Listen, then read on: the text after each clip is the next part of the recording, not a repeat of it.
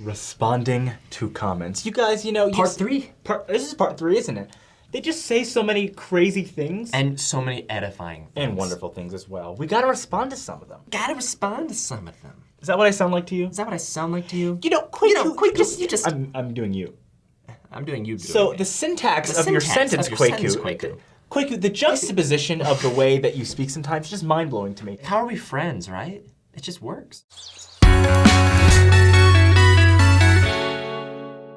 All right, so on our episode, What to Expect Going into a Sunday, this is from Patrick Lairley, or Lairley. You briefly mentioned no crosses in your church. What do you think of the symbol of the cross? I wear one. If you wear a cross, I think it's totally cool. Yeah, you do you. Yeah, you do you. Honestly, people think that Mormons hate the cross, as if it's like a vampire hating the cross. Yeah, it's like a burn or something. No, the cross is a beautiful symbol. It's a symbol that has been used throughout Christianity. Yeah. And I'm not going to downplay that symbol at all. We don't use crosses in our churches.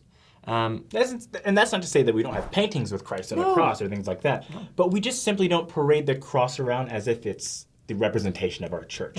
Yeah. We believe that Christ was crucified, but he still lives again. He rose from the grave. He still lives again. So I know a couple of faithful Mormons that are converts to the church that still wear their crosses. Early Mormons, a lot of them still wear cross necklaces. It's part of the culture. What I said one time on a comment was, if it makes you feel closer to the divine, if it reminds you of Jesus Christ and everything that he has done for you and prepares you to have a good day, wear a cross. Yeah. I don't care. Wear a cross. I've got a Moroni necklace I wear sometimes. Do you really? Yeah. My friend Laura made it. No, I'll show you. My friend Laura made it. She's a Canadian Catholic, and she made it for me, and I love it. It's one of my favorite things.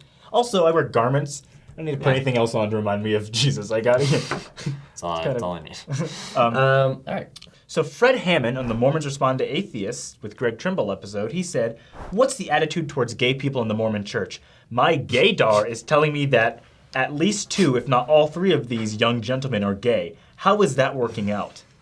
First off, he's using gaydar, a slur that is insensitive, to prove that Mormons are homophobic. Yeah, it's basically saying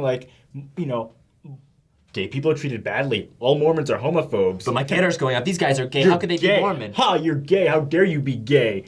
And Mormon. Mormons are homophobes. You gays. It's such a ridiculous. It doesn't make any sense. It doesn't make any sense. Okay, Ian is actually married to a woman, and she's great. Yeah, she's been on the show. Yeah, you can go watch the episodes with her where she corrects all my horrible dating tips. Greg is also married, and I am straight but not married. And guess what? Neither you, me, Greg, Sienna are homophobes. Yeah, and also we have an episode that's already come out with Peter. About how we can minister to the LGBTQ community better. How we can be better allies to the LGBTQ community. So, sorry, Fred. Sorry, we're not homophobes and we're straight. All right. So this was on the What to Expect when going into a Sunday. Martin Iniguez. All right. Are we finally admitting there's only 2 Mormons? Your token female is not only gone from the show, she's also removed from your logo. How about a show that talks about her apparent irrelevancy? Interesting. First off, let's dissect this. Yes, let's... Are we finally admitting that there's only 2 Mormons? Admitted it already. We've already said it in the comment section. We even said it in, I think, an episode one time. Yeah, we literally said, here's the deal. There's 2 of us. Shelley couldn't make it from scheduling reasons. Yep. And that's it. We'll try to have a guest on a lot, so we keep it as 3 Mormons. All right, and we keep going here. Your token female is not only gone from the show, she's also removed from your logo, period. She's not in the logo, that is correct. But I want to examine how people think that they can use the word token to describe a human being as if all Shelley had to offer was that she's a woman. That's all this guy could see. Well, he could only see that she's a woman. Well, you do know that 3 Mormons is a PR stunt that has to include a black, a white, and a woman in order to make sure that the church is fully diverse. Yes, because there's nothing else to me than being black. There's nothing else to being Shelley than being a woman. That's it. Yeah, and not her experience blogging, not my experience in film. She's the token woman. She's the token woman.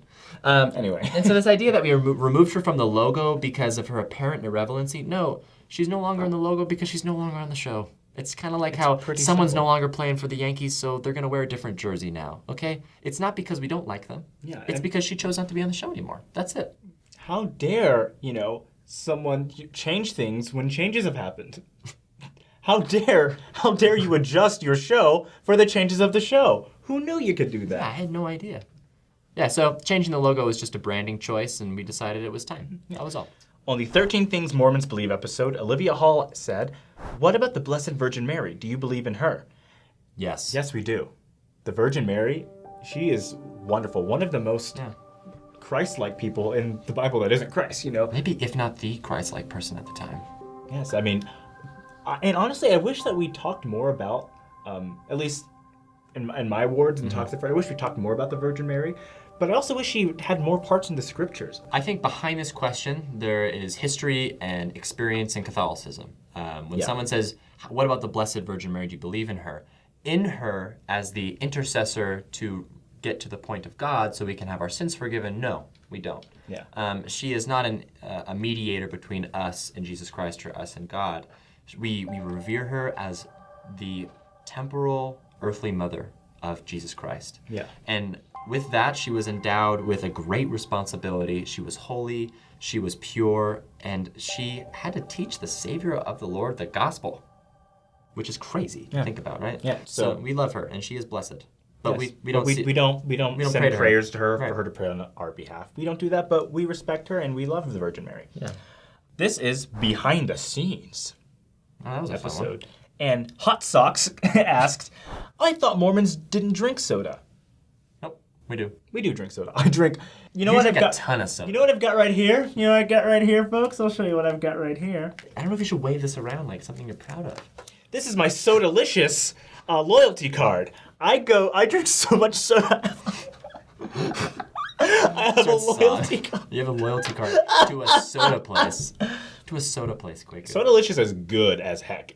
I don't have a loyalty card to a soda place. It's okay. I'm It's fine. single. I can do things like this. So the important You'll part just is die that, faster. So no, but a lot of people think like Mormons can't drink soda. That's in the. It's actually not a rule. It's just kind of a rumor. Yeah. There are certain Mormons who take it upon themselves not to drink caffeine, but that is not. That does not apply to all Mormons. It's not That's a their universal doctrine. No. Yeah. So Mormons can drink soda if they want to. Yeah.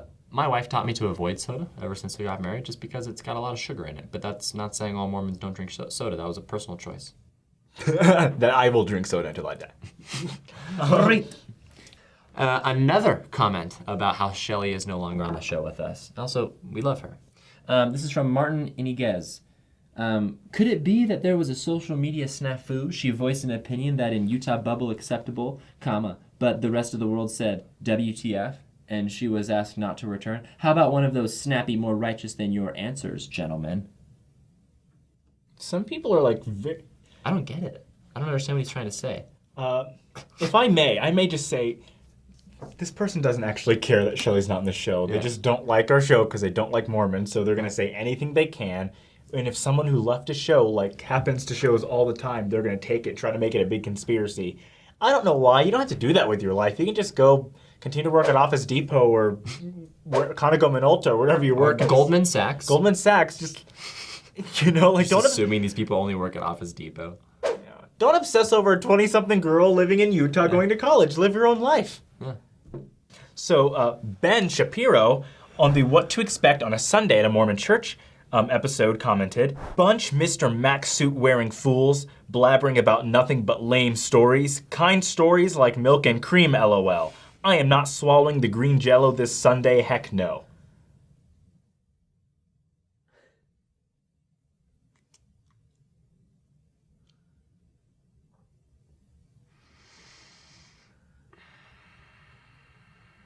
On the Three Mormons and Atheist episode, Matt Hatman says, okay, as an atheist, I've always had this question. If the premise that God is an all-powerful and good God, isn't it evil to allow evil to exist? If a God is all-powerful and good, why would said being allow rape, murder, and cruelty? Further, why portray those acts as a good in a holy book that is supposed to be a guide to morality? That's a very good question. Very great question. Very great question. It's a very great question. It's a very great question. Your mother and father made me promise you, Bruce Wayne, that I would keep you safe. I'm Michael Caine. I'm Michael Caine. Actually, if you say my cocaine, My cocaine, yeah. my cocaine, Yeah, it's interesting. Michael Caine. Michael Caine. I'll never let you down. Never. You have to like loosen up the lips. Never. Never. All right, back to the actual question. So on our episode about the plan of salvation with Nick Sales, we talked about agency and how the Lord puts us on earth and allows us to make choices that affect us and affect other people. Now, murder and assault and things like that are absolutely reprehensible. Right. without any doubt. This life we have, from God's perspective, is only a very small portion of time, but for us right now, it's everything. Yeah. And that is why we have the words of Christ to comfort us. We have the Spirit to not only give us information, but to build us, to make our souls stronger so we can withstand all that kind of evil. Also, it's really important to know that God does not permit these things to happen. I like how you said allow. Why would God allow these things? Because I believe that God allows us to use our free agency. Yeah. But He wants us to use our free agency to follow the commandments, to overcome the natural man, to overcome our tendencies to think immorally, and to reach a higher plane.